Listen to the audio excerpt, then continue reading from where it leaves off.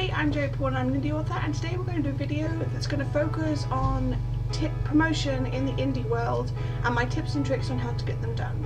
I've been published for nearly 13 years, and over that time I have learned some tricks and some tips along the way about how to promote yourself in the indie world and around outside that.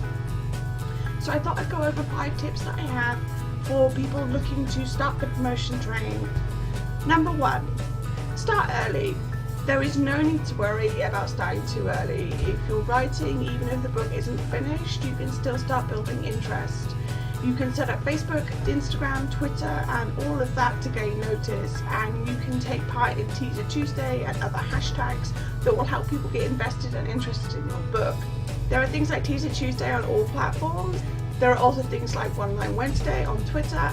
You can also do things like sharing excerpts either on sites or on your blog or on Facebook, or there are certain sites like the Book Robin Hood, which I mentioned earlier, that have specific places on their forum for sharing excerpts, and that can help build interest into your work.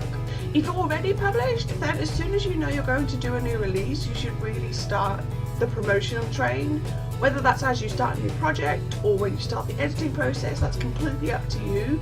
It's a way to get people invested in your work, and that helps spread the word. The more people know about what you're working on, the more they're going to want to get to know more about it. If you keep too much hidden, then they're probably not going to be interested when it comes down to the release. This is something I've learned from my own time and from watching other authors. It's never too early to start promoting a release. It's never too early. I mean, even if you're just starting writing it, so long as you know that you're going to finish it, then it's a good time to have people getting invested in the work, getting to know the characters and being a passenger on your journey, because then they're going to be invested and they're going to want to see the finished piece. Number 2, do events, cover reels, etc. These are a must. You can choose to do them yourself or you can hire a PR company. Whichever you choose, they take advantage of them and your contacts. Work with other authors that write in your target audience and co-promote. You can organise cover reveals, ARC readers and release day blitzes by posting about them with a simple Google Forms sign up. What I do with cover reveals is I do them on my blog, but I also, around a month or so, 6 weeks before the cover reveal is due, I reach out to my contacts and I say, hey, do you want to share the cover when it comes through? And I have a Google sign up form which they can fill in, and then in the video themselves or in the description of the video I will thank each blog that's taken part. And that's a good way to get the word out, especially if you have a sample graphic that everyone can use. People start seeing it and notice it, and that's just a good way to do it.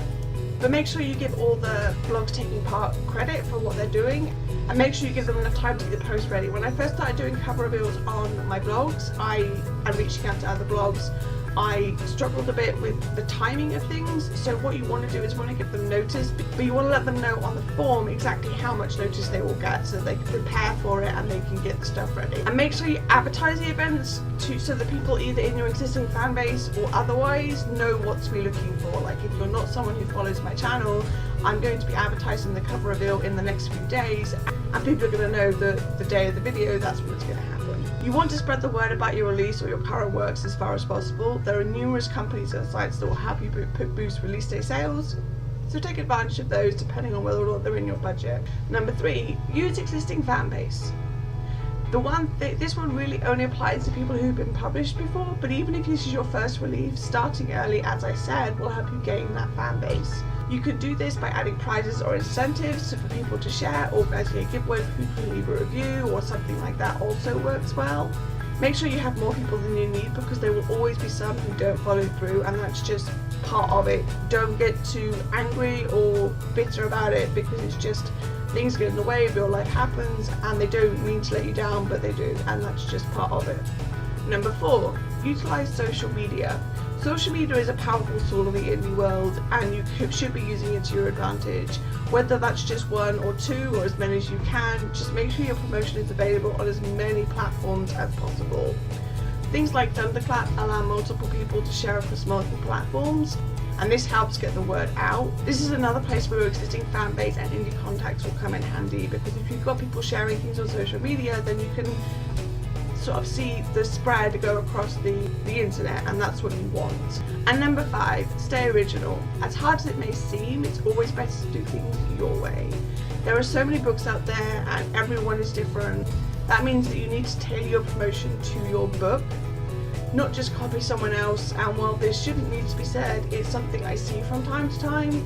You're promoting your own work, so you should have a plan that suits your book and that target audience. There's no point using a fantasy setup for a book that isn't fantasy. And while I will say that there are some things that you will do that other authors do, like a cover reveal or whatever, it's how you go about it that brands your book. So say you've got a friend who's got writing fantasy and their target audience is a completely different target audience to you. You're writing mystery, paranormal, and because of that, their way of going about that cover reveal is going to be a lot different than say your way of going about that cover reveal.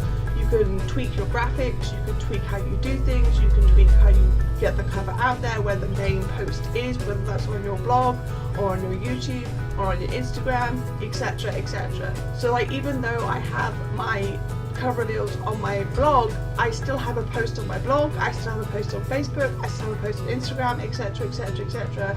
It all needs to follow through like that, because otherwise what's the point of having all of this? There's going to be some users on social media who are loyal to one platform only and are only going to see it if you put it in front of them. So you need to be sure that what you're putting forward is what something people are going to see. As far as copying other people go and staying original goes, it's better for you because it solidifies your brand. It also shows people that you're a professional and that you're not just doing something because so and so did it. It really is about making sure that the face you put forward is the face that you want people to see. And while everyone does cover reveals and everyone does release days and everyone does arcs, or most people do arcs, it's a good idea to have something where people think, I know it's so-and-so's arc and I know it's so-and-so's cover reveal because they did it this way, rather than, oh look, just another cover reveal, etc, etc. You see what I'm trying to say. Basically, as far as promotion goes, you can never start too early, you can never do too much, but you just have to be careful about how you phrase things and how you do things, and building that fan base and that community that exists in the indie world, and utilising it to the best of your ability. So that's all I've got time for today. If you want to get in touch with me, you can do so by leaving a comment down below or subscribing to my channel. I post new videos on Thursdays. You can also find me on Facebook, on Goodreads, on Tumblr, on Twitter. My books are available everywhere in ebook and paperback format, and I also have a newsletter. And don't forget to check out Shenanigans 2018 and Bliss 2018, where I will be signing books this year, all the links to which are listed below. Thanks for watching. Bye.